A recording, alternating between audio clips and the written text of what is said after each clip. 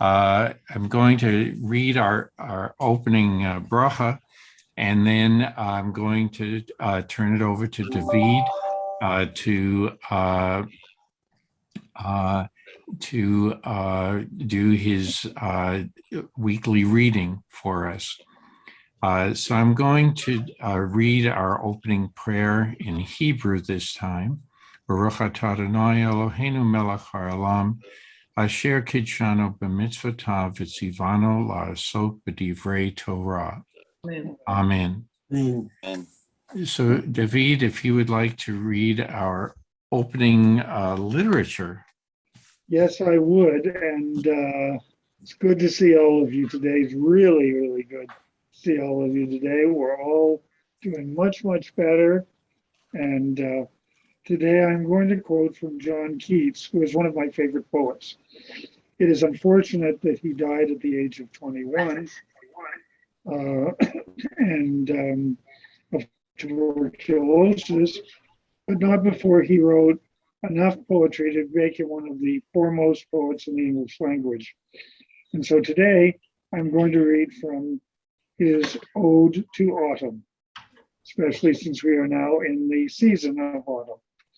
Where are the songs of spring? Aye, where are they? Think not of them. Thou hast thy music too. While barred clouds bloom the soft dying day, untouch the stubble plains with rosy hue. Then, in a wailful choir, the small gnats mourn among the river sallows, borne aloft, or sinking as the light wind lives or dies.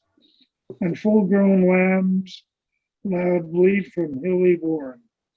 Hedge crickets sing, and now with treble soft, the redbreast whistles from a garden croft, and gathering swallows twitter in the skies. Thank you. Thank you, David. Very, very nice. And I see Wendy is there, bright and cheerful.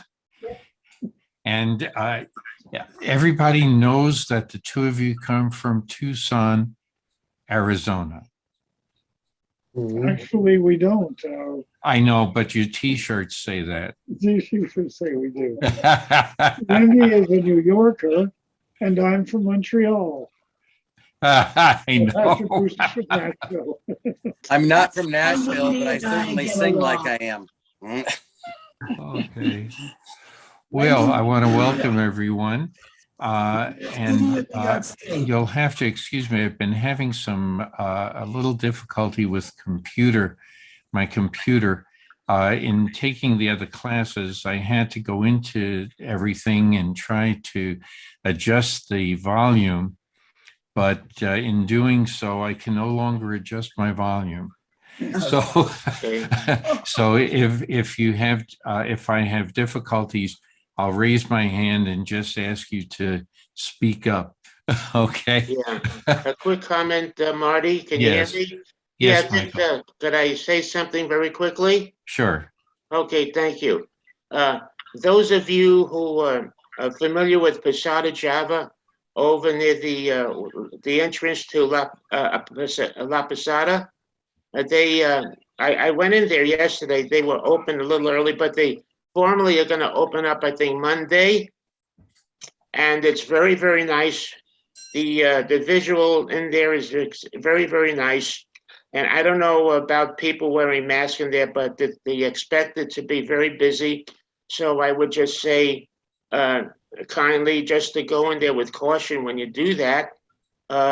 Also, the one thing that is not there anymore, unfortunately, is that beautiful piano, which I played there very often for 10 years. And that's very sad because that had a lot to do with the ambiance and the atmosphere and the character of that room. And so, at least before, and so that's pretty sad. So if anybody would like to mention that, if they ever go in there, they have my permission. Michael, they moved the piano to another place. It's not gone. It's just moved. I know where it is. Oh, okay. Okay, I know the whole thing. But Okay, let's get back on track here, so we can go into our Torah study. And thank you, Michael. And Marty, yes, Marty, can I do one thing sure. as a proud grandpa? I remember I'm in Colorado this week Ah, because of this. And you can say hi to Karen. hi, Hi, Karen. Karen. This was our brand new Yom Kippur baby 2 weeks ago. Oh, congratulations. Yeah, this is our new little Yom Kippur baby, Joelle Catherine. Very, very pretty. So we're in Colorado visiting the daughter and son-in-law, and she got 2 weeks of grandma time. I'm getting 1 week of grandpa time. Congratulations. But Mazel.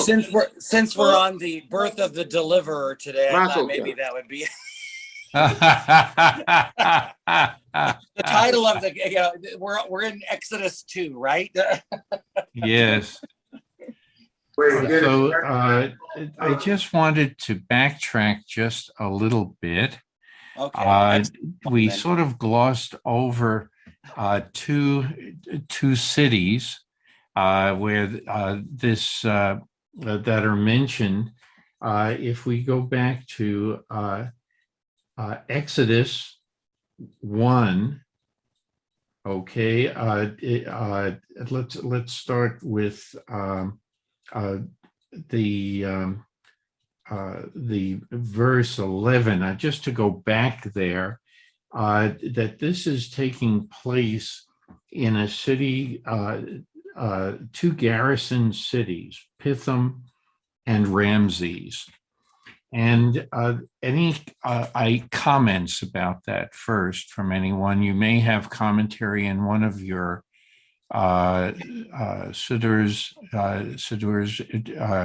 or books of commentary on Torah. And let me, Gail, does Friedman say anything about that? Yes, let's see. 111, okay. Yes. He says, well, let me read it first. And they set commanders of work companies over it, okay, in order to grade it with their burdens. Okay, and Friedman's comment is, the Hebrew term misim refers not to individually owned household slaves, but to a policy of forced labor imposed on an entire community. So that's the word. Yes, we had discussed that. Yeah. We had discussed that last week, but does it say anything about Pithom and Ramses, the two garrison cities? I have it. They were strategic points guarding the entry to Egypt from the north and northeast. The north of Egypt is the Mediterranean. So I don't know why they needed. Okay. Yeah. We can be anything else. Well, a couple of things. The Pithom was on Egypt's eastern frontier. Yeah. And Ramses was probably the residential city named for Ramses II. And that Ramses II lived from 1304 to 1237 BCE. However, there are some other opinions. Some opinions hold that the mention of these cities was not based on any actual connection the Israelites had with them, but was a later addition designed to lend the stories an ancient flavor. And this has led to some other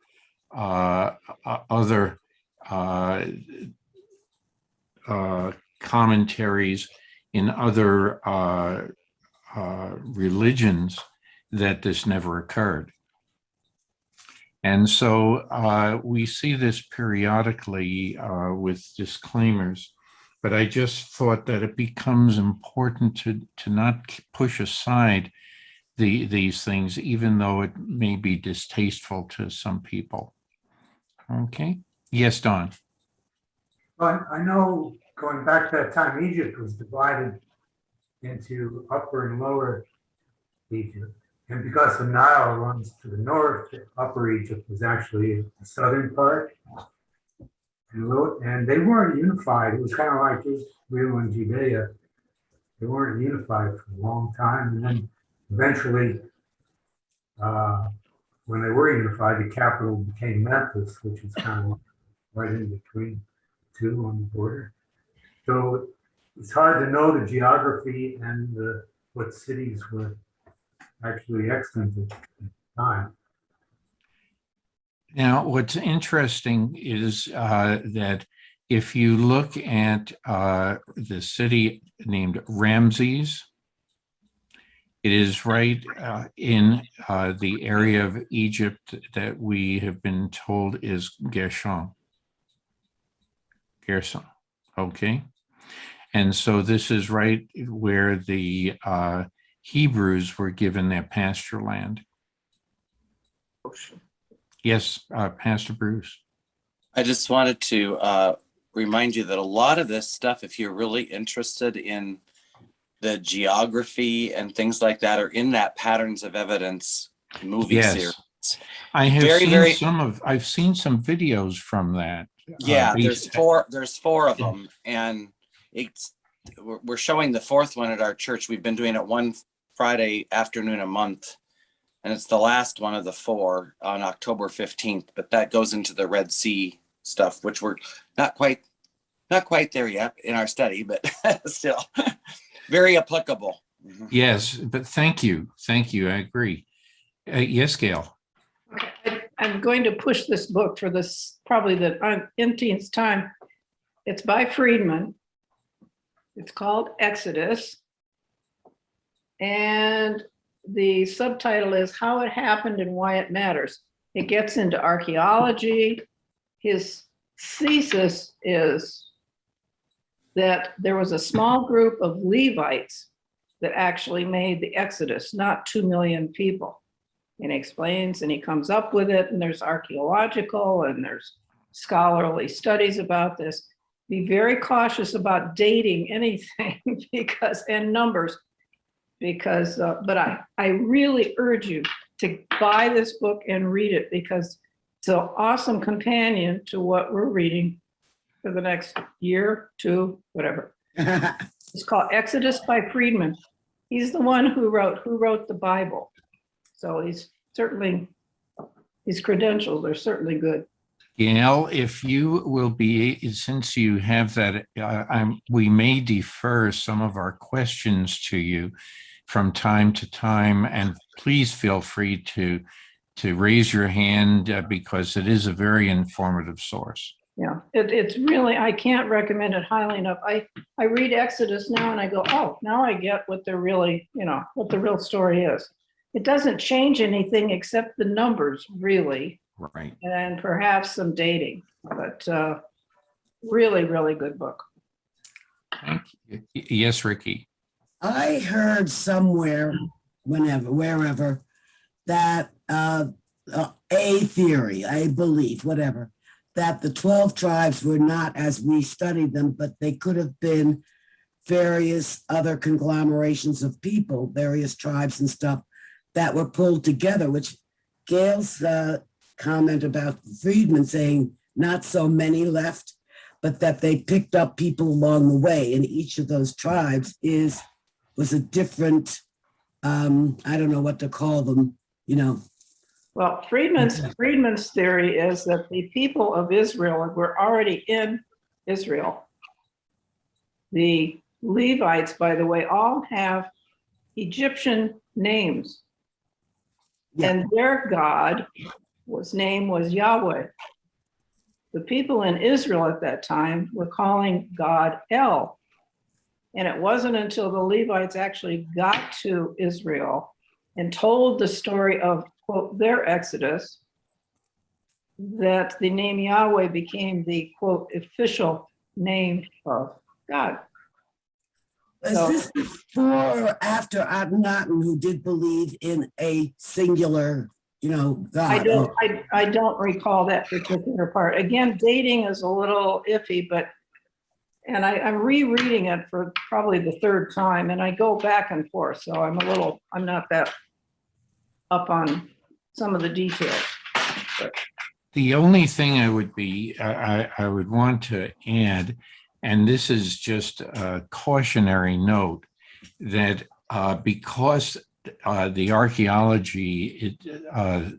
archaeologists have not come up with a definitive story yet, we still have a lot of what I would call theories or commentaries. And depending on who you read or see videos about or things like that, the stories will vary because there is very little, if anything, that remains of this. I don't know how to say it. The Steles, Stele, and other hieroglyphic writings of that time to document much of which we are going to be reading. This is really our account. Is the Jewish account. We did not have a complete picture yet, and they keep at it. There's a lot of archaeology going on in and around Israel constantly. And it's fascinating what they turn up, but how it all fits together is still, it depends on who you want to adhere to. Yes, Gail. Have you read Friedman's book yet? I have not. I have only read excerpts. Okay, I urge you to read the book. Okay. Because I think it doesn't really change the story. Right, as you pointed out. Right, which I think is very important. But you go, oh, okay, the jigsaw puzzle becomes a little clearer, and Right. actually, I think affirms the Exodus in many ways that I can't buy if you read the Bible, literally saying 2 million people and going, really? I can't get over that hump. Okay, I'm done. I'm off my soapbox. That's okay, but thank you. Anyway, we left off, I think we were going to start up with verse 15, Exodus 1, verse 15. Mhm. And if somebody would care to read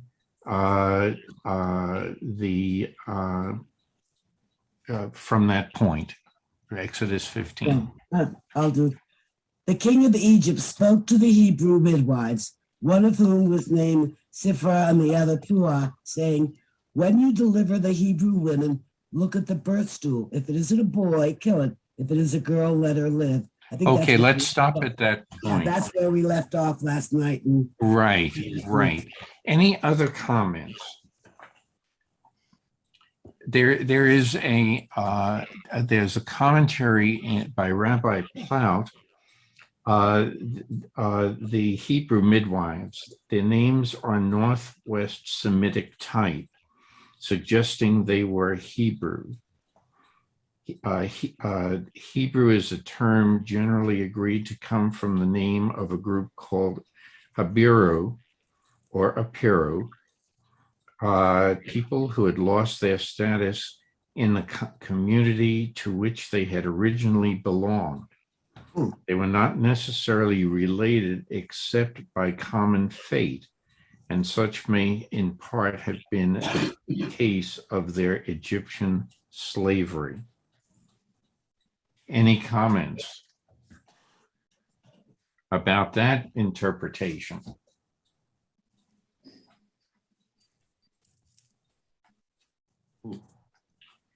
Well, I have some other commentary here. Also if we go in another version, this is from Sarna. the commentary on Hebrew. The origin of Hebrew Ivri is still a puzzle. It was first used in Genesis 14:13 to designate Abram. In another explanation in Genesis, Rabbah 42:18 suggests three explanations for the epithet.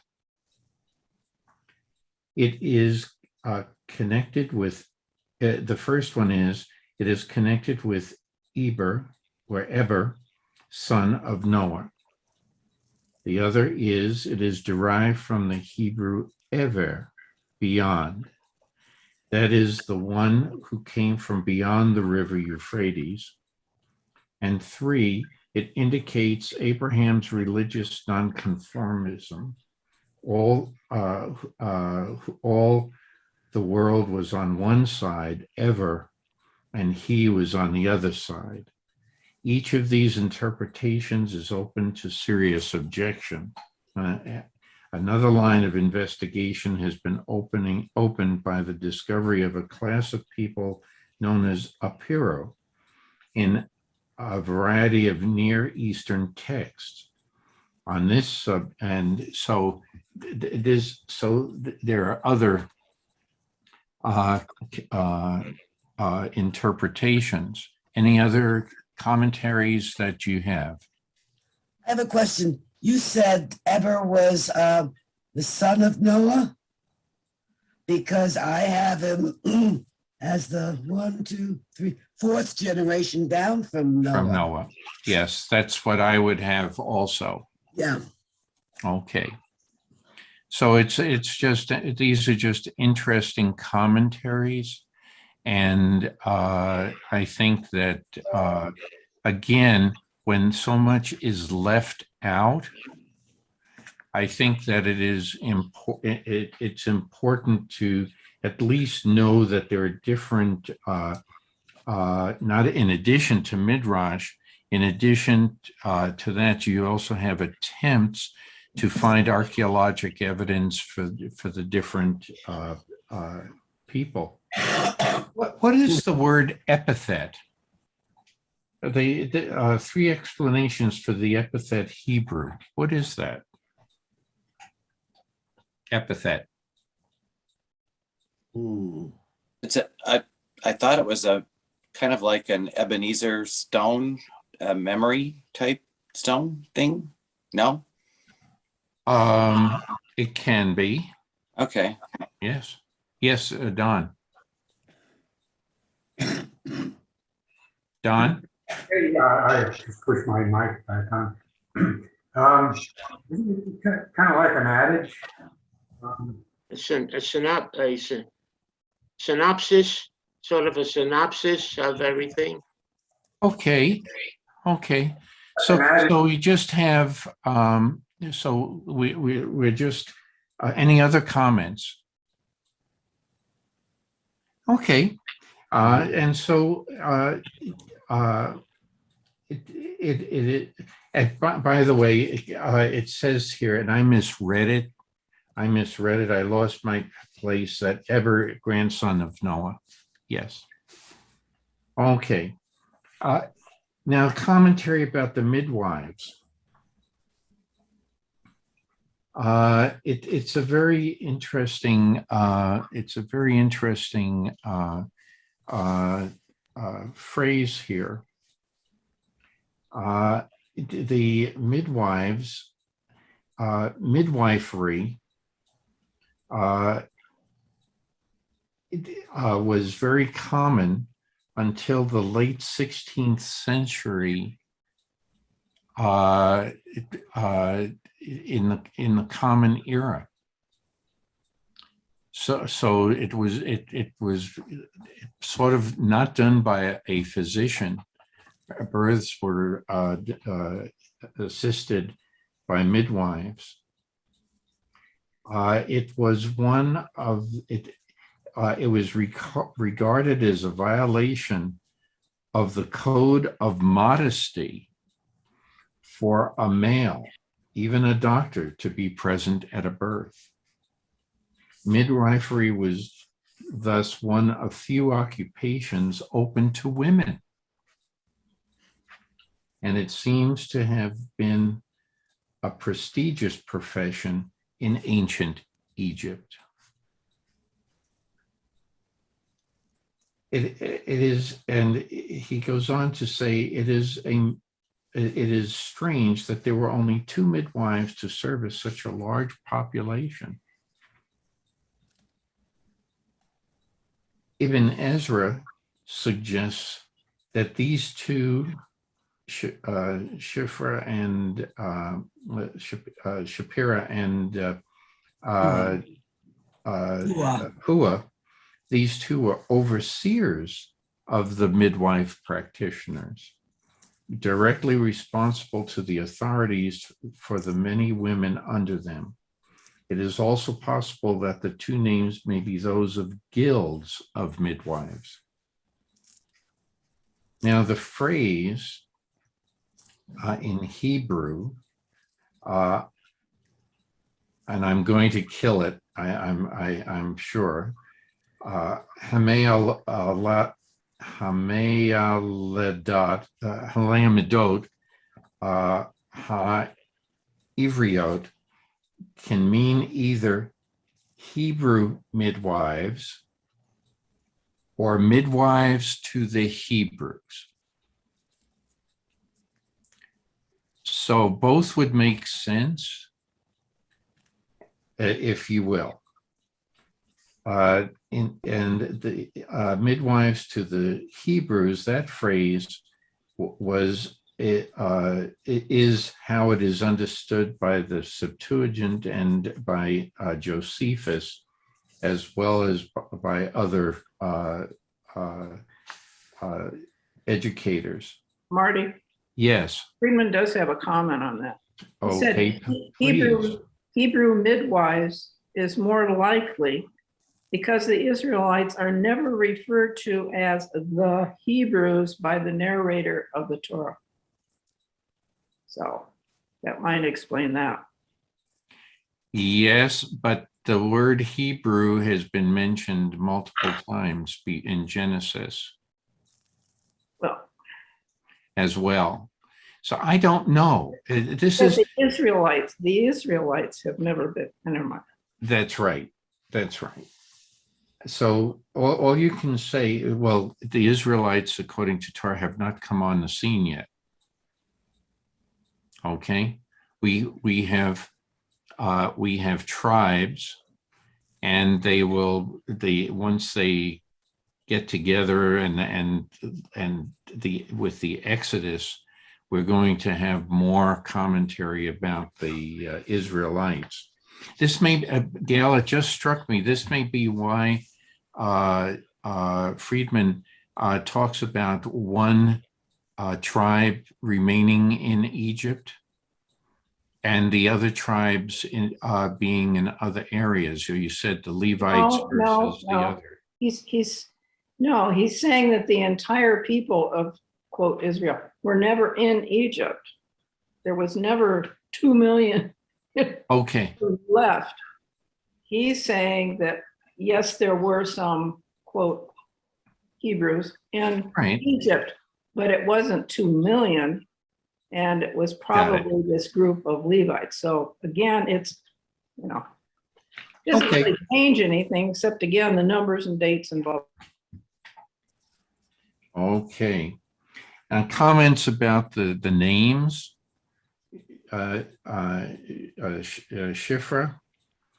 This Semitic stem means to be beautiful.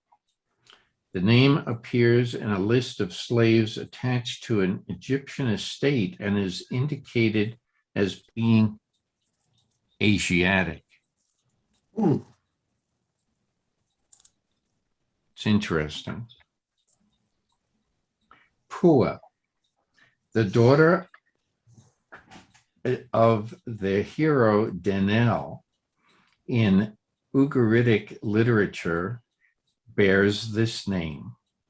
Apparently, it was originally a term for a fragrant blossom and came to connote a girl.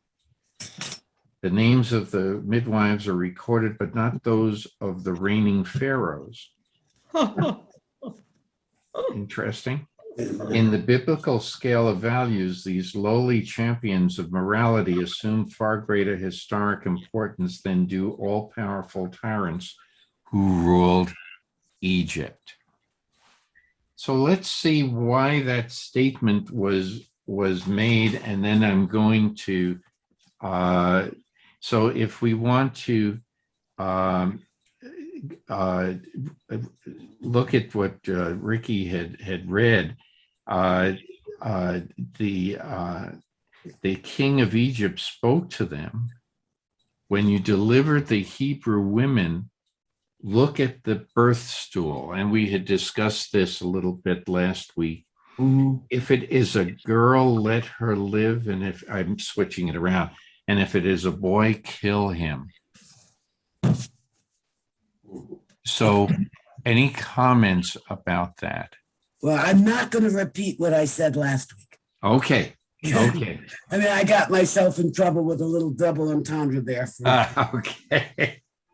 So if we read on through verse 17, Ricky, you were reading, and before we go to David, why don't you read how the midwives respond to the Pharaoh? The midwives, fearing God, did not do as the king of Egypt had told them. They let the boys live.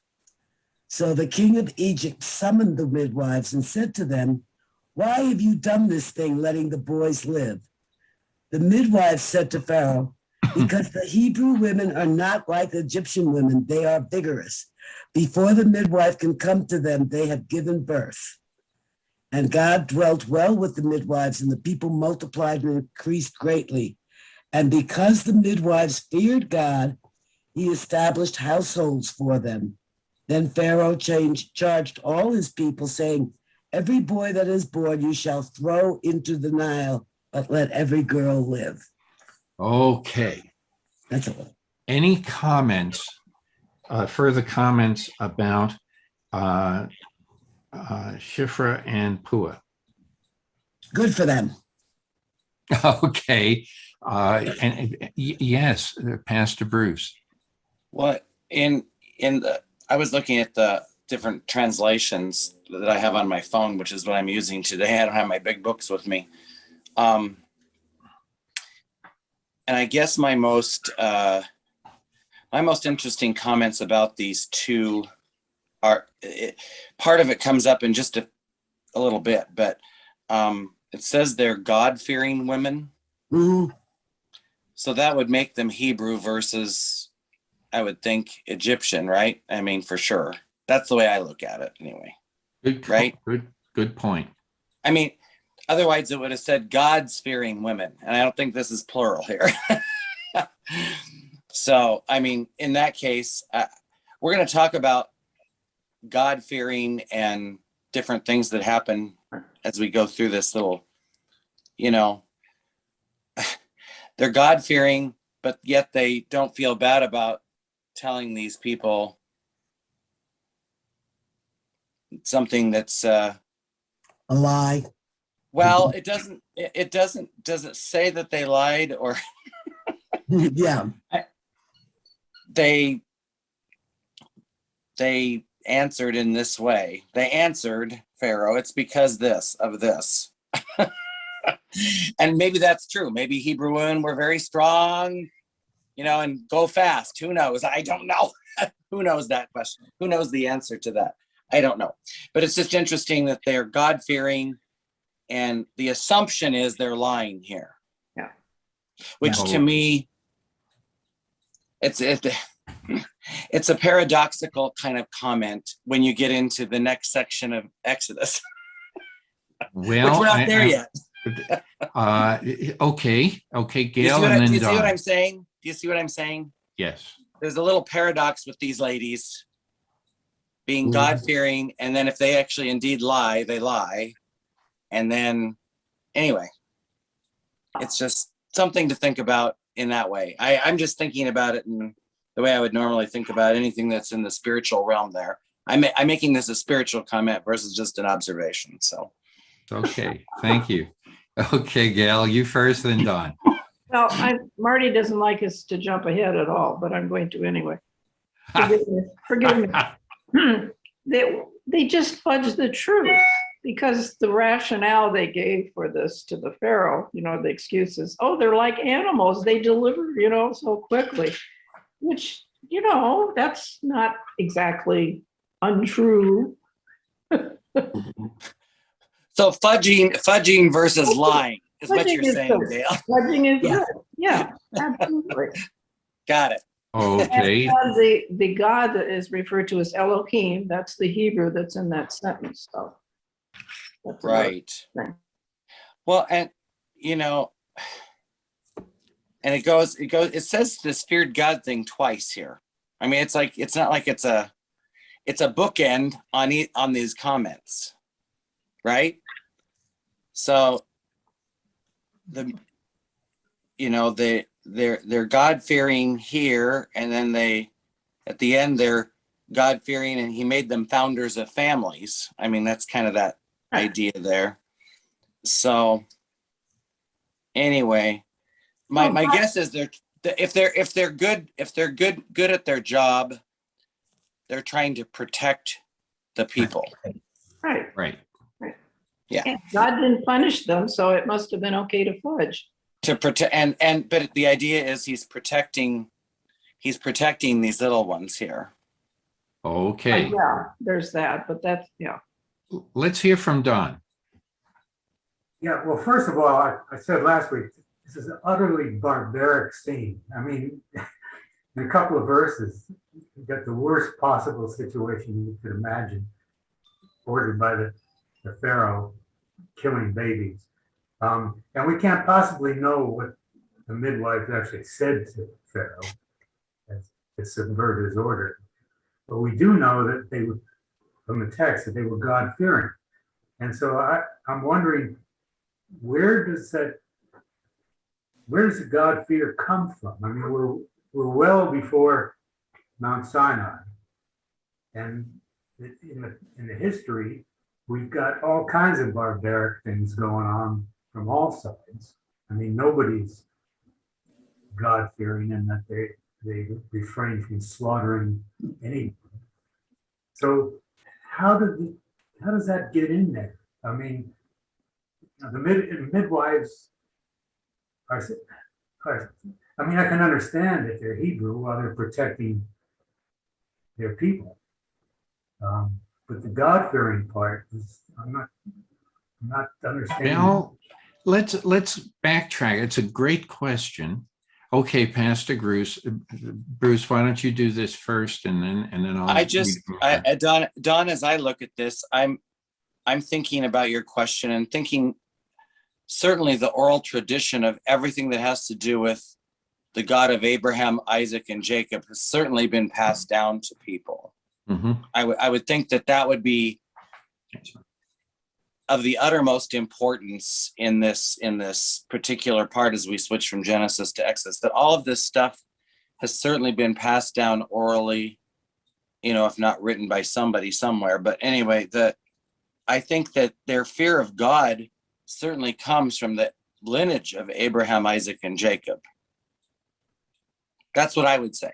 But so they would have had the midwives would have to have learned that through studying history, or the idea of fear of God was passed back by the authors of yeah, and the oral tradition is we fear God because, and then you can fill in the blank about Abraham, because he did this for Abraham, he did this for Isaac, he did this for Jacob. And so if you have these stories that are passed down, then the fear of God is, oh, okay, this is who I'm fearing, or who I'm in this case not being afraid of. I would say that the word is more the utmost respect for and honoring versus fearing, like afraid of.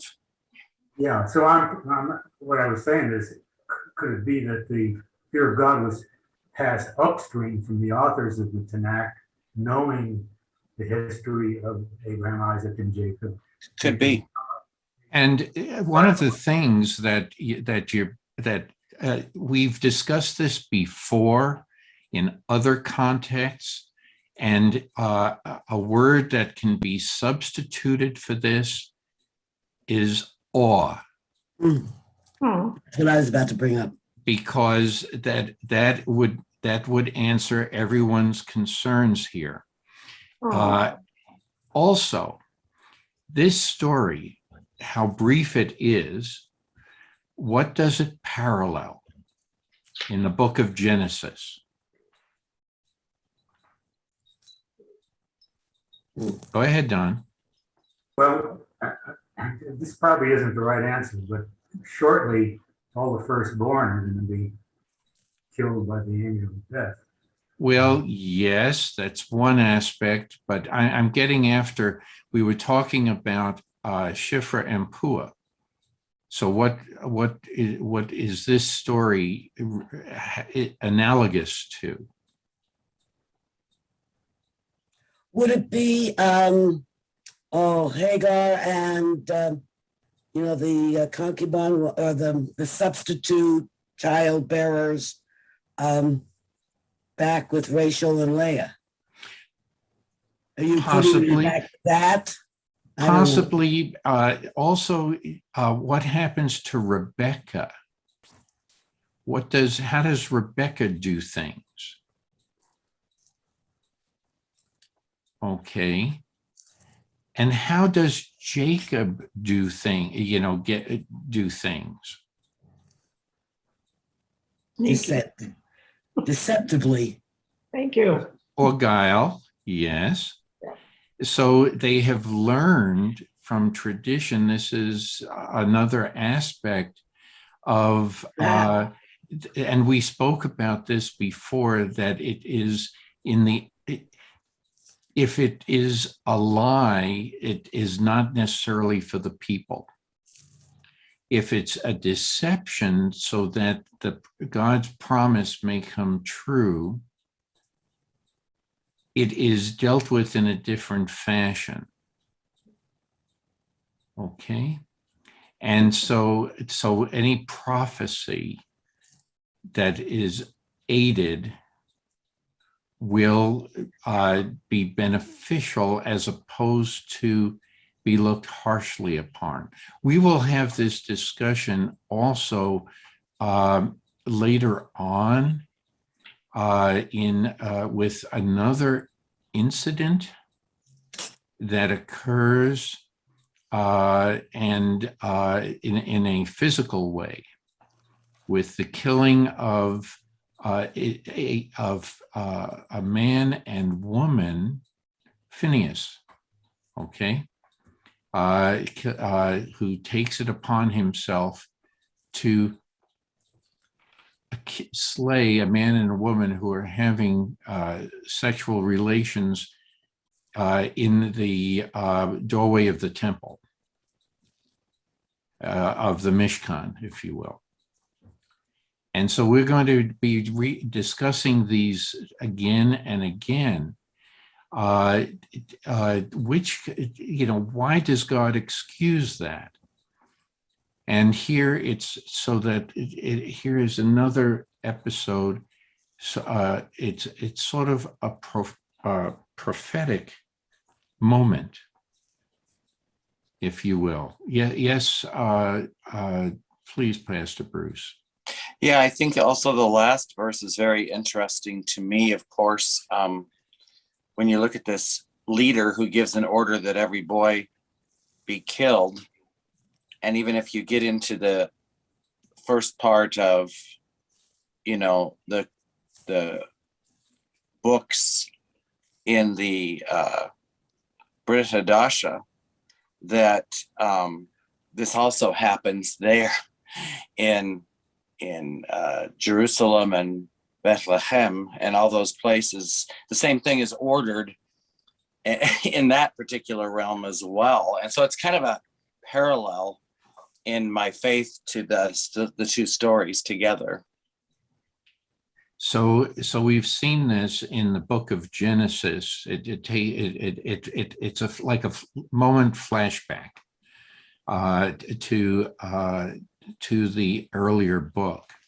And let me just. And it goes forward too. It's kind of an interesting. Okay. Happens more than once. Yes, Grace, what did you mean by masters of manipulation?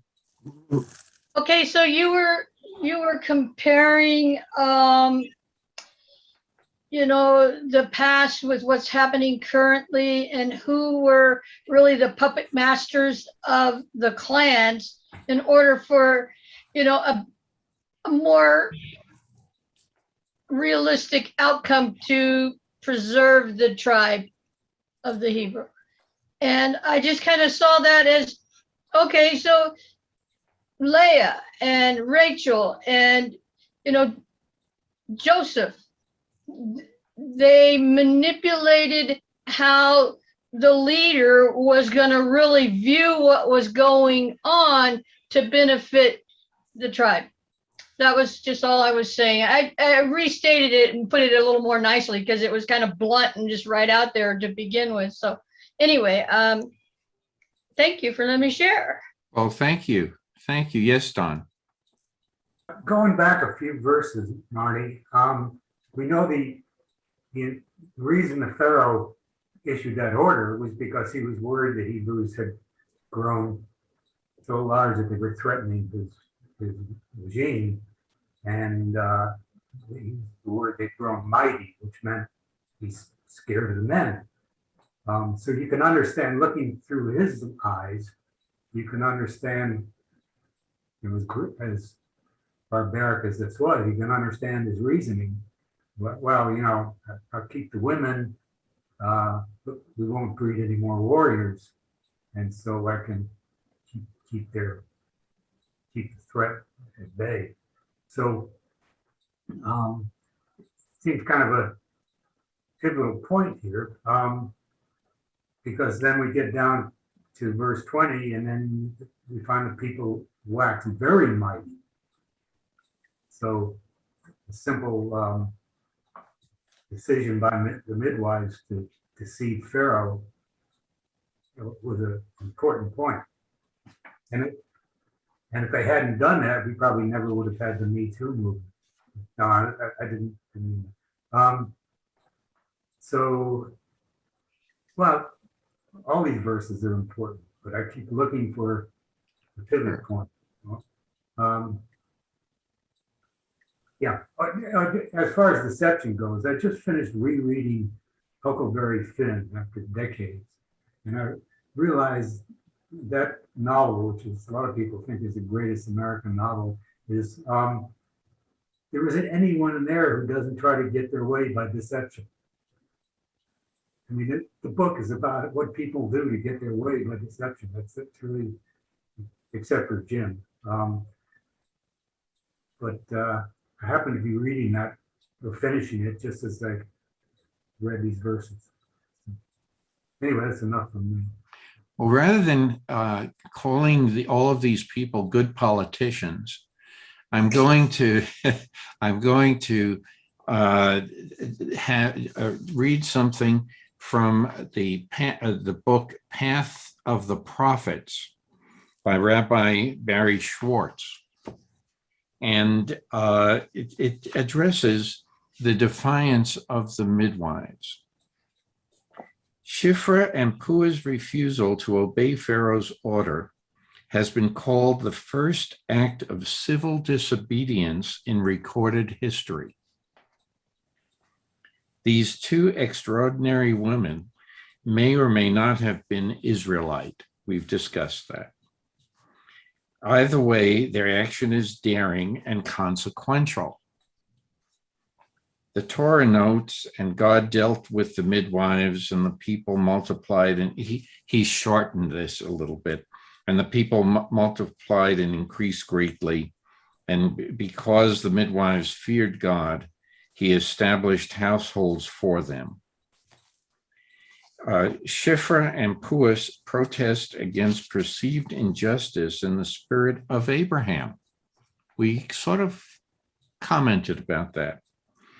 In the course of doing so, they also embody the quality of civic courage. They practice what has come to be known in our day as civil disobedience.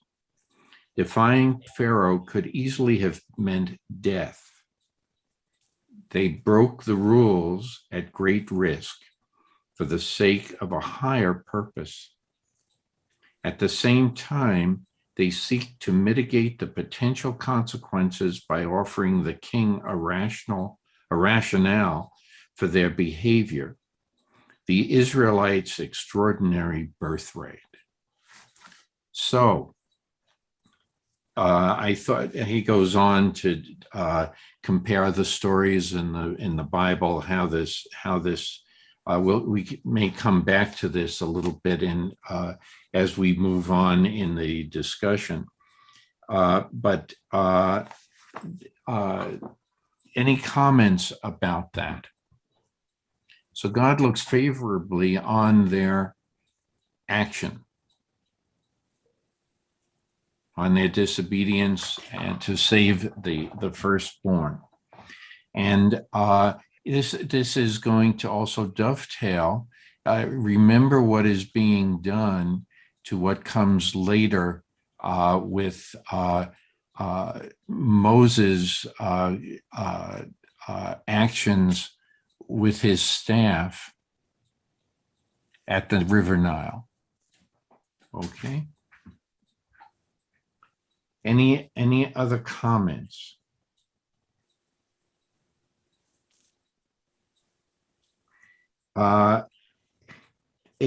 There's another commentary that I came across that that when the households of the midwives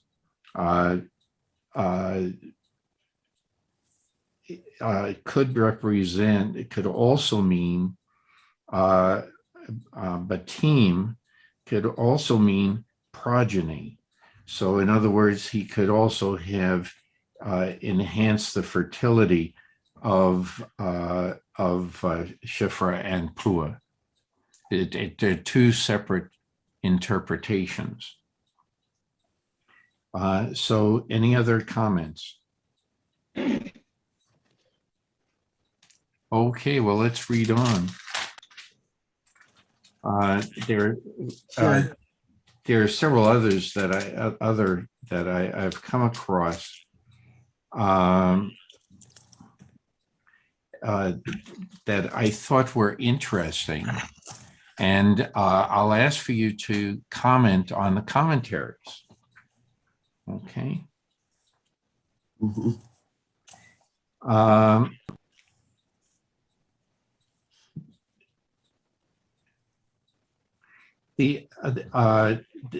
With words, the Egyptians oppressed the Israelites ruthlessly. That is the word that we've been reading in Hebrew, Opharach. Rabbi Eliezer said, read this as a little different, and it could be that the Israelites were suppressed with smooth words. Pharaoh deceived them first with words and made them slaves before they realized their new status. Then there's a commentary that is made by Luzzatto. The Egyptians were silent when Pharaoh first proposed the oppression. The Egyptians were ruthless in setting taskmasters over Israel. The midwives, weak as they were, did not carry out Pharaoh's command, yet they avoided punishment. How much more easily could all the Egyptian people have avoided, or at least mitigated, Pharaoh's decrees? commentary about the male children. Astrologers had told Pharaoh that Israel's savior was about to be born. Again, this is Midrash. But they did not know whether he would be an Egyptian or a Hebrew. Hence Pharaoh's command, every boy to be thrown into the Nile. Every boy, even Egyptians. And that's just a Midrash. So I just wanted to bring some of these other Midrash because, like us, we're not the only ones that have been confused over the millennia. So much has been left out there. So many empty spaces that we've discussed ourselves and other people have discussed. And so if also slavery in Egypt. This is by a gentleman, I don't know his first name, A. Neher. Of the slaves, the Egyptian says they have no hearts. And here, as everywhere else in the Orient, the heart signifies the personality itself. This discovery, which is as positive as a law of physics, authorizes him to treat the serf like an inanimate object. The state and its prestige demand the systematic construction of colossal depots, fortresses, palaces, temples, cities, and tombs. The slaves provide the gratuitous and inexhaustible pool of labor for this immense task.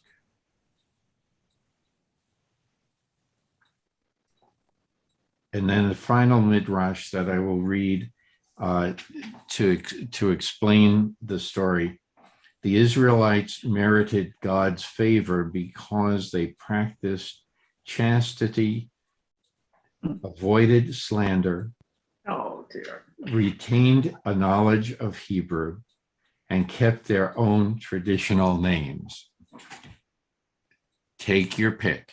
Yeah. Okay. Yes, Gail. You know what this whole chapter is about, really? It's Go ahead. It's about how to treat aliens. That's really what Okay. Okay. that's the bottom line. How do you treat aliens? Again, they are not slaves. They are oppressed, and they are selected from the general population as another people, us and them kind of a thing. But this really is how to treat aliens. And that's really Okay. what Exodus is about too. Oh, yes. The entire book. Entire book. Yes, Don. Yeah, at that time, Pharaoh was not a ruler, he was God. And in all the seals and the carvings, Pharaoh is never depicted with any other person, only with Ra. It's entirely separate. So it was not like the Hebrews had a competing God. I mean, as far as Pharaoh is concerned, there was no other God. And as far as the subjects went, there was no other God but Pharaoh. And so even in the opening verses of Exodus, I have to subscribe to the fact that the Hebrews were merely a threat to the administration. You know, they just gotten too big, and everybody was a slave, not just the Hebrews. I mean, nobody was a wage earner. You worked for the Pharaoh because Pharaoh was God, and that was it. So the midrashing that invokes more modern concepts of economics and just it doesn't work for me. Okay. I agree. Not everything I read, I agree with. All I'm saying is that these are other comments through the ages. Yes, Pastor Bruce. Yeah, I think that this first chapter, and as it goes through, is certainly about how to treat an alien and a stranger. But I also, during this last section, when I'm talking about these two ladies, I think that a modern day phrase that comes to my mind is, when good people say nothing or do nothing, bad things happen.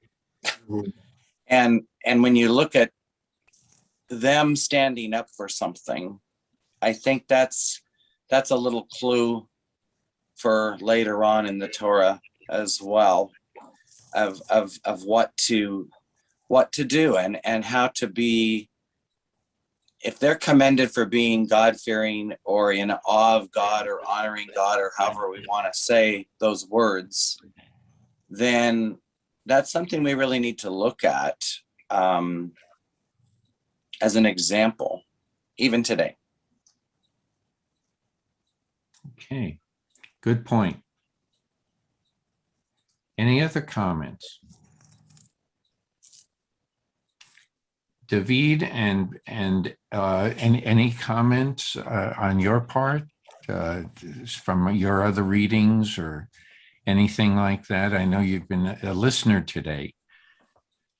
Yes, I know. I'm ready to start to read the first verse of chapter 2, which deals with Miriam and the birth of Moses, which is a seminal verse in Jewish history coming up right now. Yes. Would you like me to read it? Okay. Okay. And then there went a man of the house of Levi and took to wife a daughter of Levi, and that's Miriam. And the woman conceived and bore a son, and that's Moses. And when she saw him, that he was a goodly child, she hid him 3 months. And when she could no longer hide him, she took for him an ark of bulrushes and dubbed it with slime and with pitch. And she put the child therein and laid it in the flags by the river's bank. And the sister stood afar off to know what would be done to him. Okay, let's stop at that point. Let's stop. And any comments about what David had just read? Yes. Gail, go ahead. Oh, the thing that struck me the most is there are no names. The mother is not named. That's father one. is not named. They are both Levi. Hold that thought, folks. And the sister is not named either. Now, David, you said Miriam. It doesn't say Miriam. It says his sister. But the parents, the family is not identified by name. They're just Levi's. That's it. Which I find very interesting. And you know why I find that interesting. So I understand. Any other comments? Yes, Ricky. I can't name them, but there's so many cultures where the leader, the Puba person was hidden as a child. So that seems to be very much a recurring theme. Before this time and even after that, key infants. And I think even in medieval times, wasn't Arthur hidden for a while? Or, I don't know why mothers end up hiding their babies or whatever until the babies grow up to become. And actually, we lose track even of Jesus for, most of his life until he finally came back up again. But I don't think he was consciously hidden. Hey, okay, just a second. I just lost everything. Oh, no. Oh, I can't see who, okay, just came back. Okay. It just happened. Oh, golly, I apologize. Ricky, you could please finish what you were saying. Well, that was basically it, that the theme of a child being hidden Yeah. is, as current. I know in medieval times there were, babies hidden or swapped or something, and then later turns out that the good guy, makes himself known and carries on whatever it was that he was supposed to be doing. So it's just that that's a recurring theme, not just with Judaism, but with many other cultures. Okay. Any other comments? Yes, Don. I find it hard to understand why the daughter of Pharaoh would have to go down to the river to have a bath. I mean, I just imagined her residing in the Pharaoh's palace and having a gold bathtub. So that doesn't ring true to me. He went to baking. Okay, we'll get there in a short while, and we can discuss that a little further. Any other comments about what we had been reading?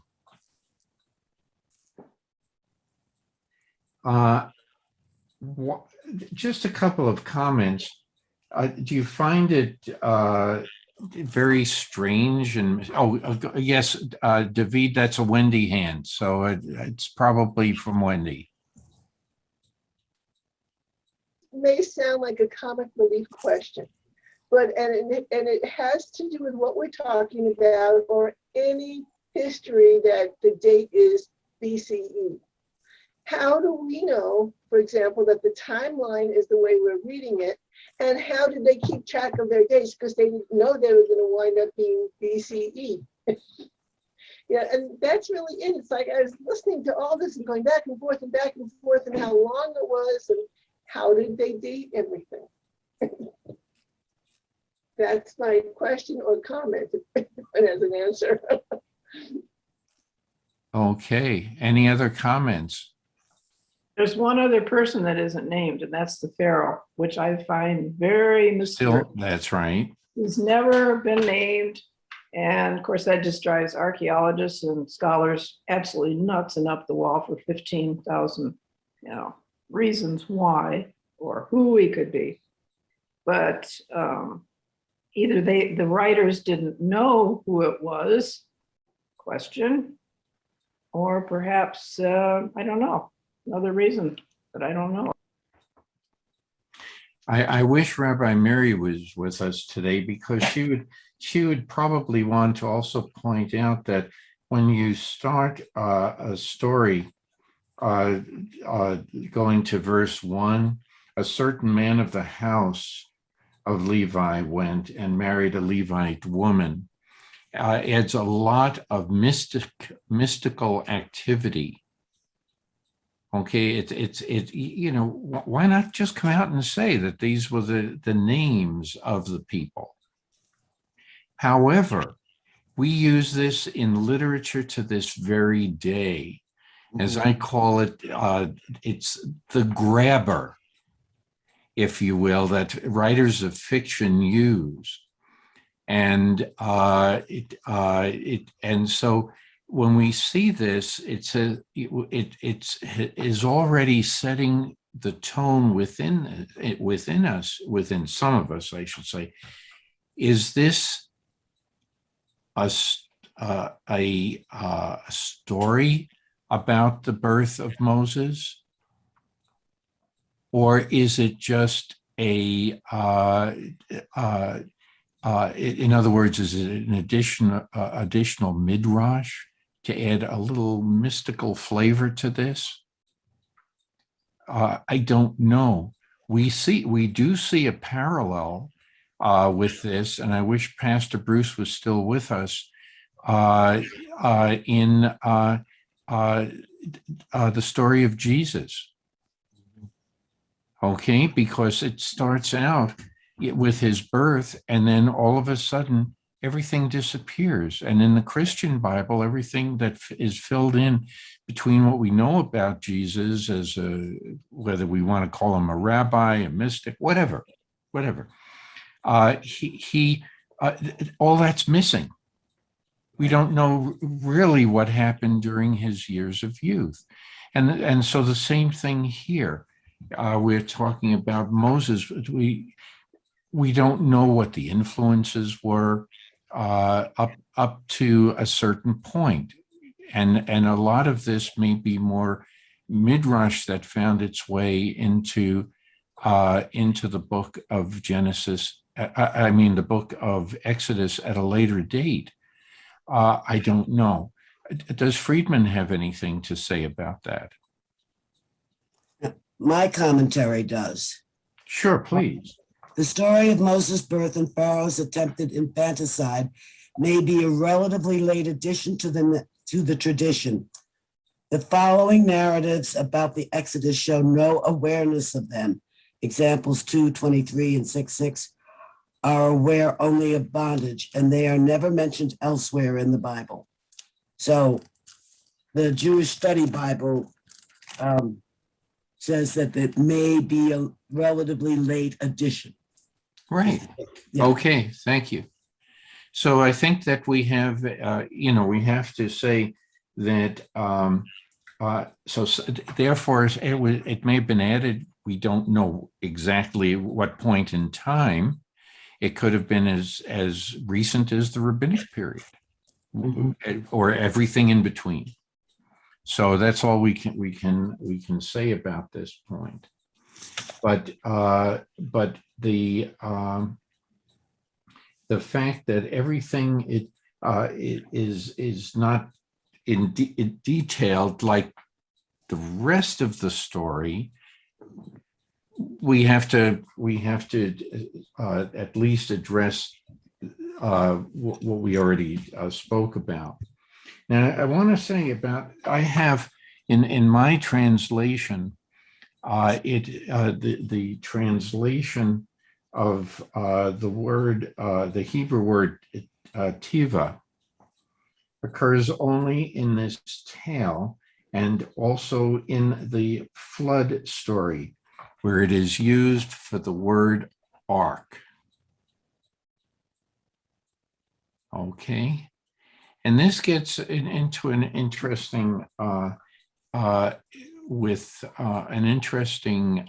commentary. Why do we call the structure that houses the Torah an ark?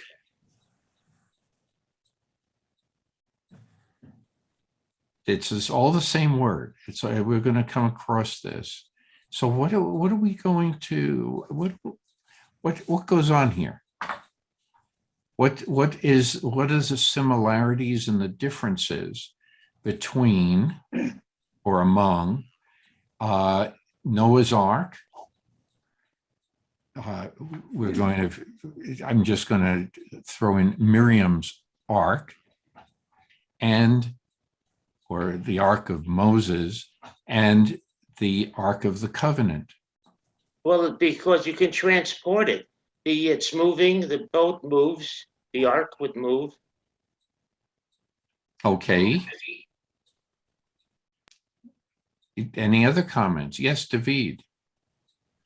Well, I'm thinking that the ark, from an architectural point of view, has always been considered an extremely efficient structure. And to have such an efficient structure as the Torah is probably a compliment to it, because that top stone, it just holds everything together so well. Okay. Yes, Don. Very good. The ark, if I remember, is always associated with the covenant, the Ark of the Covenant. And so that connotes to me the fact that no matter where the Hebrew people go, that the covenant follows. But also, I don't know if that's a good answer, but the ark is always associated with being inside the tabernacle as well. It's always the ark is always placed within the tabernacle. And so there's always these walls around it where the priests conduct their ceremony. and then only the highest priest would have access to the ark. But I just always thought of the ark as carrying the word, that's where the word was carried. Can you also think of another ark that we spoke about long time ago? Long time ago, years ago, in our reading of Torah, also in the story of Noah.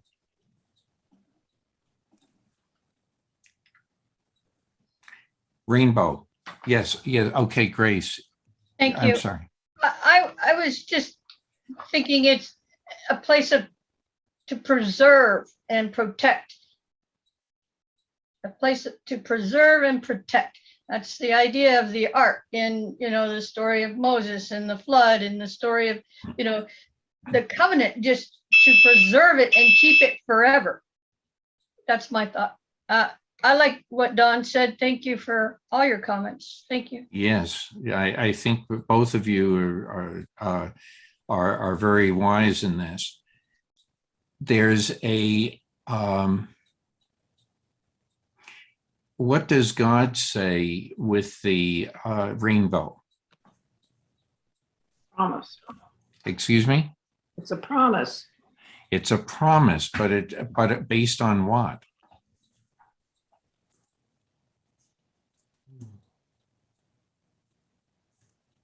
I'm not sure what your question is. Well, it's also it's not a it's sort of like a protection. As was pointed out, you're under, as long as you remember the arc of the rainbow, possibly remember Noah's ark, Moses' ark, and the Ark of the Covenant, you will always be under my protection. Could it also mean that? Oh, I don't think that's what that rainbow meant. It just said, I will not destroy the earth by water again. That's all. That's all. By water. It didn't say anything about Yeah, because God changes his attitude at that time, and he's going to try to do things to allow man to flourish. Let's put it that way. Well, we're destroying it ourselves. We don't need God. From way back when. That's right. That is correct. But I wonder about that. That's all. And maybe it's also yes. Before I say a recurring theme, I think it was Gilgamesh or one of those others, where after their flood, that the Almighty of that particular culture made a covenant to not destroy everybody again. Didn't use a rainbow, but so that seems to be also a recurring theme of other mythologies. Okay. Any other comments about that?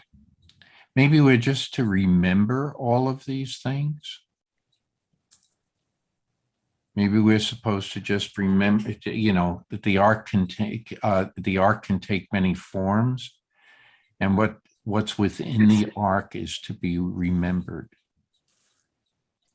And one of the other things is that the rainbow to which you refer, Marty, so often seems to be more than an ordinary rainbow. It is a perfect arc. Mm-hmm. And Bob Dylan in his famous song Desolation Row even talks about Noah's great rainbow as in one of the stanzas. And I think it's a very important concept. It is a perfect architectural structure in a way. From the rainbow on into the ark itself, that was, of course, arc-shaped architecturally, and then the thing that Moses was hidden in as a baby, and then especially the Ark of the Covenant. Such a perfectly beautiful structure, and I'm not at all surprised that God would choose that as the perfect structure. Very good. Thank you. Yes, Ricky. But getting to the rainbow, a true rainbow isn't really an arc. It is, if you're up in the air, it's a circle. It's only that from Earth, you see only part of the rainbow. So in that case, the rainbow is, life without end, the Mobius, the whatever you want to, think of. It's the absolute all-encompassing, but most people don't realize that rainbows are circular. Where, if you get high enough up so that you can see the whole rainbow. And David, I'm sure you've been, you know what I'm talking about. Because it's up there in the skies that you habitate a lot.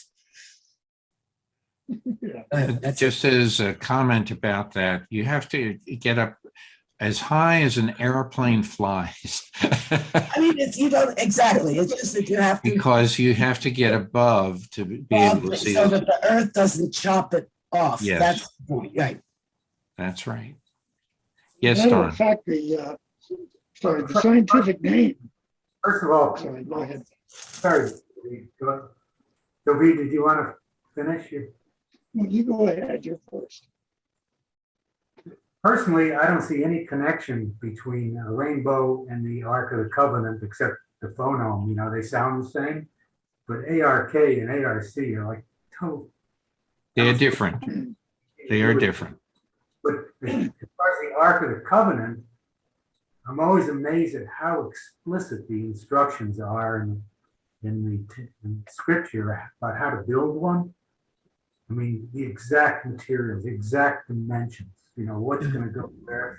And I can't think of anything else that is described in that way. And the way it is described, if you know anything about electricity, it's a perfect description of a capacitor. We can get into that when we go over I don't want to digress too far away from what we're reading. And I know I don't want to get too far ahead, but since we're talking about the Ark, Yes, that is one theory, Don. Yes, I'm aware of that. Noah's Ark, and also the temple was given they were given very, very, very precise instructions. So it wasn't just the Ark that has such precise instructions. But Noah's Ark also has very As I said, precise. Noah's Ark and That's right. Temple. Very specific. If we only knew what a cubit was. Yeah, no. Okay. I just don't want to get ahead too far, Don. Otherwise, we're going to take things way in different directions. But your comment about Ark, it's what is contained within the Ark. Okay, that is important, whether it's within the circle or within the within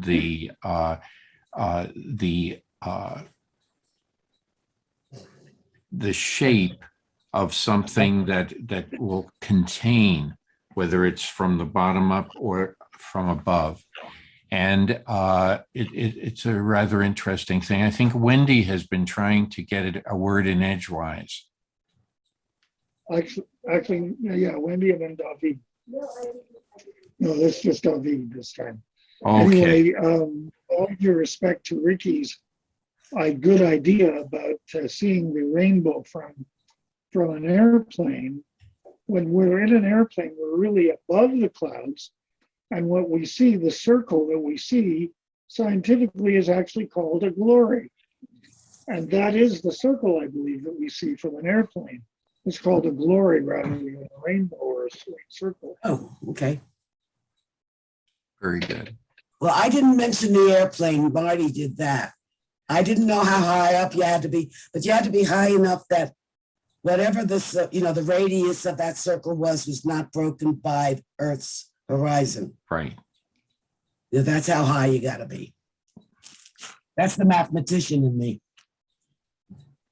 So it's higher than an elephant's eye. Yes. Anyway, any other comments up until this point? Okay. So let's get into even more details here. If anyone wants to, would like to read, David, I had interrupted you, so if you would like to read. Okay, I will continue at this point. And the daughter of Pharaoh came down to bathe in the river, and her maidens walked along by the riverside. And she saw the ark among the flags, and she sent her handmaid to fetch it. And she opened it and saw it, even the child, and behold, a boy that wept. And she had compassion on him and said, "This is one of the Hebrews' children."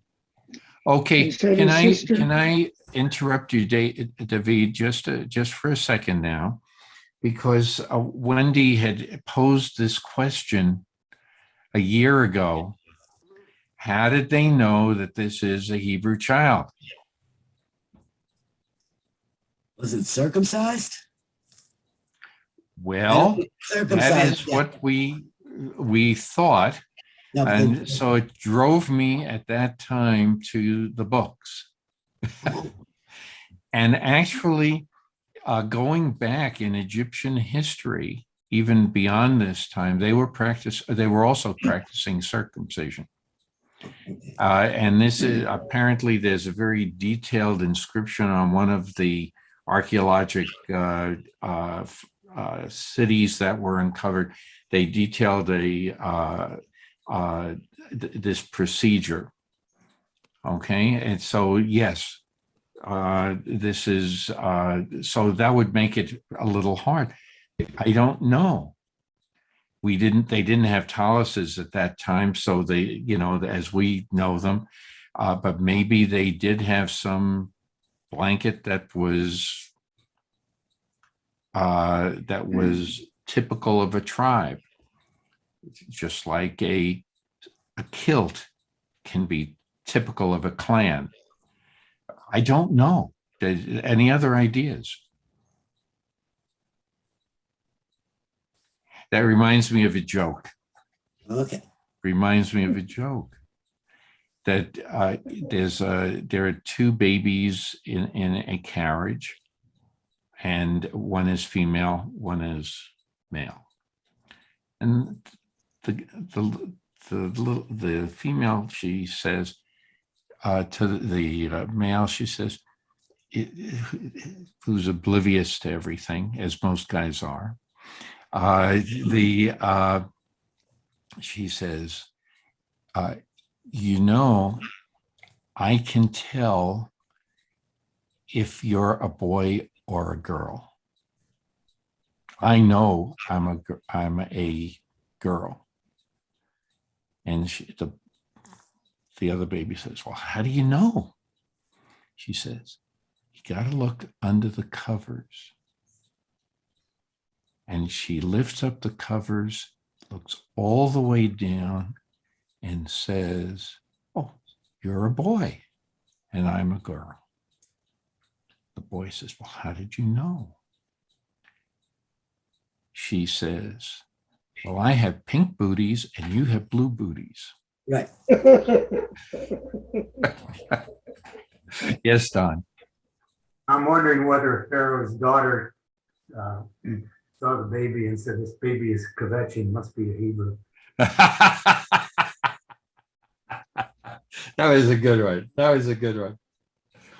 Well, I don't know. Again, there must be tons of midrash out there that address this. How could they possibly know? By the way, Suf, when it was read, it was called flags. It's reeds also. The reeds by the river. Okay. Marty, there's one other interesting point that, first, my favorite, Friedman made it. The Nile is a river of death for some newborns, and it's a river of life for Moses. Very interesting. Yeah, something to chew on for a minute. It's a very interesting commentary that you make. Did you want to expand on that a little bit? Okay. Anyone want to address what Gail just said?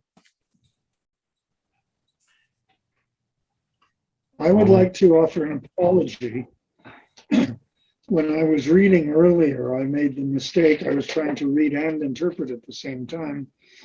And talking about it took to wife, and I said Miriam.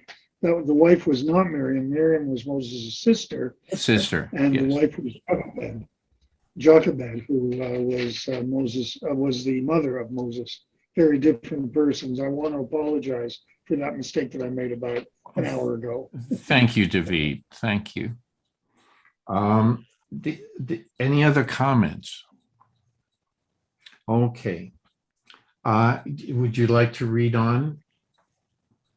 Yeah, sure, I'd be happy to. This is one of the Hebrews' children, now verse 7. Then said his sister to Pharaoh's daughter, shall I go and call thee a nurse of the Hebrew women, that she may nurse the child for thee? And the Pharaoh's daughter said to her, go. And the maiden went and called the child's mother. And Pharaoh's daughter said unto her, take this child away, and nurse it for me, and I will give thee thy wages. And the woman took the child and nursed it. And the child grew, and she brought him unto Pharaoh's daughter, and he became her son. And she called his name Moses, and said, because I drew him out of the water. Okay, let's stop at that point. Any comments about what has just been read?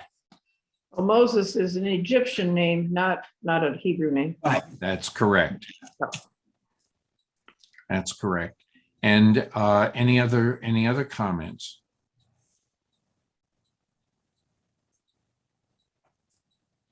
Well, what about Pharaoh's daughter?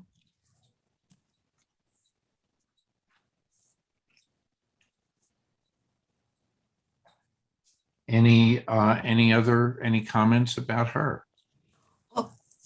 Yeah, I find this whole thing interesting that first Pharaoh's daughter saves the baby, then gives the baby to Miriam to get a Hebrew nurse. And then they take this child and nurse it for me, and I'll pay the wages. And when the child grew up, so she's saved the baby, but she's really had nothing to do with the baby until much later, except pay the wages of the mother. So I find that very interesting. Why save a baby if you're not going to be involved with the baby? You know, she just immediately passed him off to somebody else.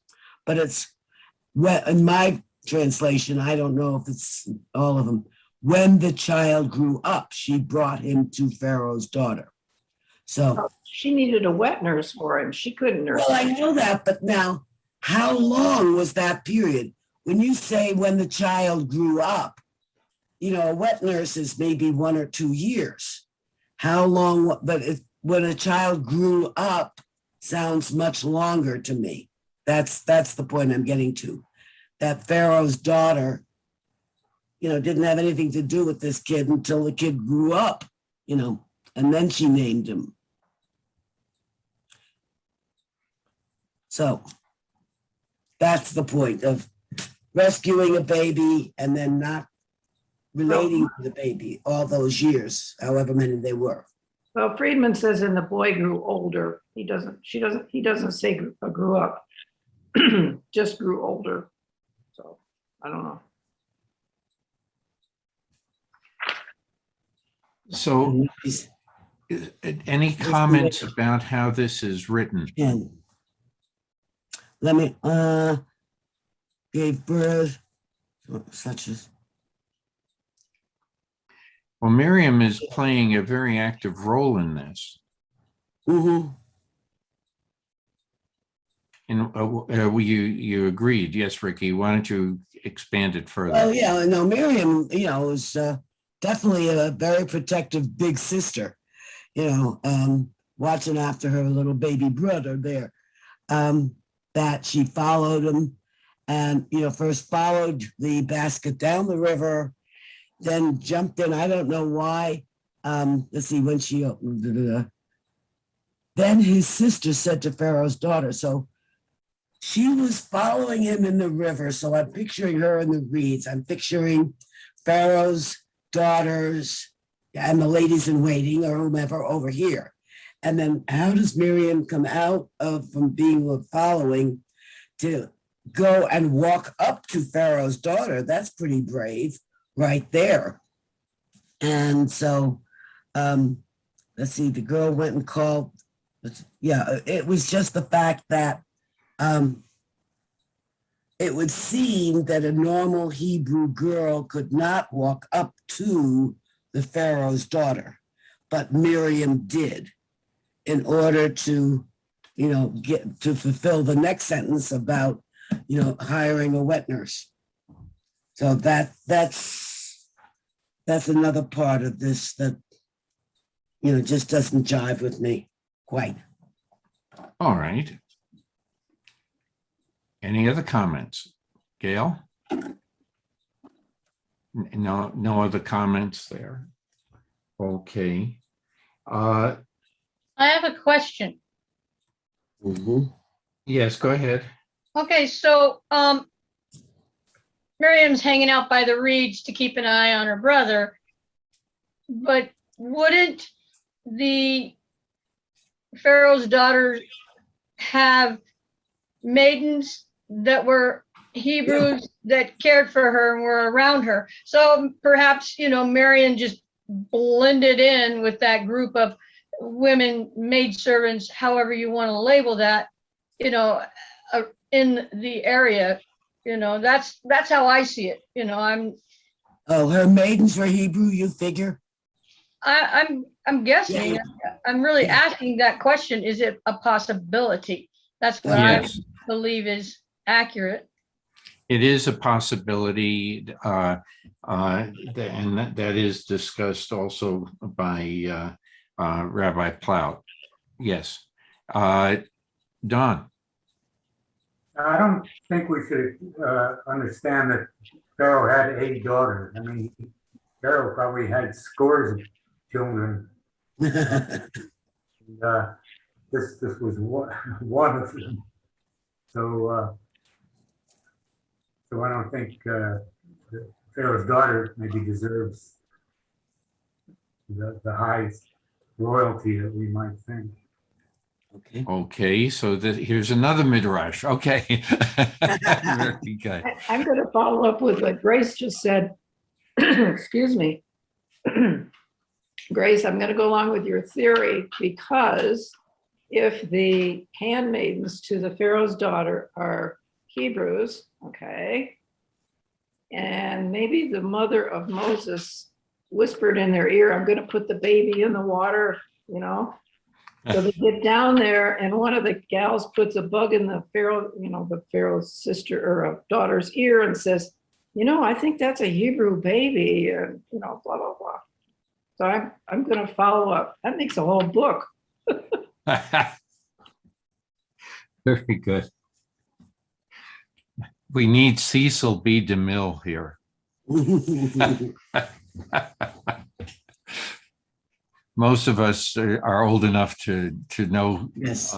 who he was. Anyway, any other comments about what we've just been reading? I have a comment. Yes, please, Grace. In the commentary about verse 10, it says, Moses is an Egyptian name, meaning gave birth. It can also mean born of, and I don't know. No, it's from the Hebrew root mashah, from the water. Yeah. From the water. Drew him from the water. And well, the name suits his skill level as he proceeds to, provide a way out of Egypt. So I just made sense to me. Yeah, I realize there's more commentary here of it. I was just making a comment on it. Thank you. Thank you. You know, I found something also. Again, one of the problems that we have to deal with is at what point in time did all of this occur? What is interesting that the name Moses was also well known in ancient Egyptian. Egyptian sources also seem to know of an independent name, Mose, M-O-S-E, a 13th century BCE papyrus speaks of Amen M. Opet, son of the steward Mose, and a stele of the same age notes a priest, Pasir, son of Mose. So there was some, so it's not a foreign name even to the Egyptians. So that's all. Yes. Marty, what was Mo's father's name? You pronounced it. Oh, golly. The first part of that. Amen M. Opet. Oh, I was thinking of, because if that's Amenhotep, what we think of as Amenhotep. Remember, at one point I said names keep changing. Why I'm pushing, because I think I brought this up when we did this, when we were face to face 4 years ago. Yes, that's right. When we were in Exodus, whenever it was, but Amenhotep believed in the singular God. He was a monotheist. Yes. And Moses is, according to what you just read, Moses is a child of possibly Akhenaten, and therefore may have gotten his beliefs from the Egyptian. No, he's a Levi. It's a different, but the name is not unfamiliar to the Egyptians. Okay, it's the Moses, Mose, M-O-S-E, was known among the Egyptians or the Egyptian scholars at the time. Not every Egyptian was a scholar, because many of them, as was pointed out by the group already, they were also serfs or slaves. Yes, Michael. It occurred to me that, baby Moses was drawn from the water, and thousands of years later, today, well, at least I think many find the water very spiritual, so spiritual. And so that there's for me a connection. It's an interesting comment that you make. First, let Ricky, I think she wants to say something in response to that. I just made the connection of the Rio Grande, all the people trying to come up out of the water to a safety, just totally. And that picture of the father that swam across with his baby in his shirt that they publicized a while back, that whole image of putting people, the baby in the water, there we go again. But the Rio Grande is the current Nile River. Getting back to what Michael said, getting back to what Michael was addressing, though, if you go back, this is another reference to the patriarchs also. What is important in the lives of the patriarchs? Family tree. Water. Oh, water. Okay. Okay, they dig wells. And then there's a lot that's a theme that keeps coming up. And we discussed that before, that water is necessary to sustain life. It's also where you what carries the ark? That's the other connection. That is correct, Michael. You New gotta birth. have wells if you're gonna find a wife. Now think in the story, the beginning in Genesis, the waters, the separation of the waters. Okay, the waters of the deep, and okay. And out of this is going to eventually come the earth. The earth is being born. Now we have gone through, I'll get to you, Don, in a sec. Then the same theme keeps coming up over and over again with new births. And if we follow the stories in the different books of Torah and like that, each book is a new birth.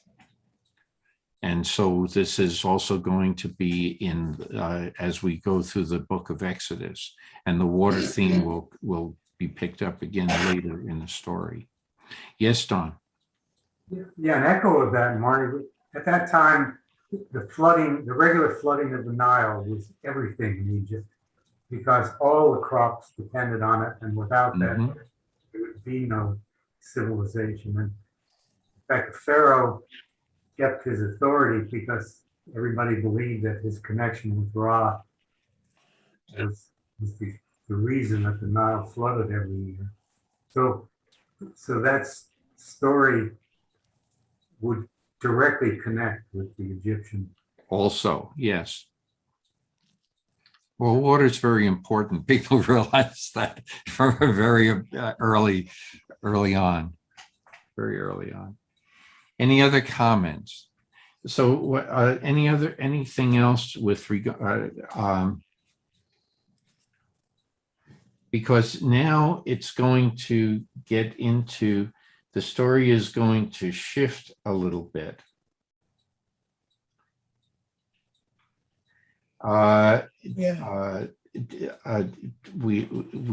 This is really the beginning of another leap of faith. This is another leap of time. And if somebody, I know David has been reading. If anyone else would like to read. David, you got it. No, I was gonna say I could. Yeah. Okay, thank you. Okay. And and it came to pass in those days when Moses was grown up that he went out unto his brethren and looked on their burdens. And he saw an Egyptian smiting a Hebrew, one of his brethren. And he looked this way and that way. And when he saw that there was no man, he smote the Egyptian and hid him in the sand. And he went out the second day, and behold, 2 men of the Hebrews were striving together. And he said to them that did the wrong, wherefore smitest thou thy fellow? And he said, who made thee a ruler and judge over us? Thinkst thou to kill me, as thou didst kill the Egyptian? And Moses feared and said, surely the thing is known. Now when Pharaoh heard this thing, he sought to slay Moses. But Moses fled from the face of Pharaoh, and he dwelt in the land of Midian, and he sat down by a well. Okay, let's stop at this point. Okay, again, the well comes up again in this story. What do you feel about the verse 11? Yeah, that's where I wanted to start right at the beginning. When Moses had grown up, he went out with his kinfolk. So clearly Pharaoh's daughter or people around him let him know that he was a Hebrew, not an Egyptian. So he knew at some point. So that I found. Excuse me, I'm losing my voice. I understand. It's okay. Are you all right? Oh, okay. I just got it's not a frog in there, it's a horse. Okay. Any other comments? Well, what is so it says kinsfolk. So when I saw this, I figured, Well, Moses must have known that he was Yeah. of Hebrew origin, Exactly. because otherwise, how would he know? Although it could also be an observer, a third party, the narrator, saying that Moses went out and was observing the activity of how the people were building things. This is and the toil they were under. Okay, this is also from the movie The Exodus. Those of you, the very vivid scenes of building the pyramids and everything. It doesn't quite say this, you know. It just said that he witnessed their toil. So I think that it may have set him up for seeing, maybe he was seeing something that stimulated some compassion. Yes, Adon. Well, doesn't that reinforce the circumcision theory too? Because Moses, he looked down, he not only saw he had blue booties on, he, even further than that. I mean, well, that you can infer that. I know Rabbi Plout says the same thing, that the Egyptians also had, there's data that says that circumcision was also performed by the ancient Egyptians. And so I don't know, but that's why I had to come up with a little midrash that maybe Moses himself had been told that he was Hebrew, and he then goes, well, who are these people I've heard about? I want to go see who they are. Well, they're all around me. And what are they doing? They're under oppression and toiling. They're slaves. Ricky beat you by a hair. Okay. Okay, Ricky. Yeah, real fast. I mean, it's what I kind of mentioned before. Pharaoh's daughter knew, or was told at that time, that that was a Hebrew child. Right. So, and all of the handmaidens. So there were lots of people around to tell. In that household, yes. Yeah, to tell Go them. ahead, Gal. Yes. I always think it's interesting how people identify others. I always think of Ireland, the Catholics and the Protestants. How in the hell do they identify each other? And yet they do. It's not like they're wearing a sign or something. But people, there's this innate ability to pick out the other. It's very strange. We're not made correctly. Somewhere down the line, somebody goofed. It is inherent. Now, here's an interesting thing. If you have in Ireland, it's mostly Catholic. At one time, it had a larger Jewish community than what exists today. They have Islamic communities.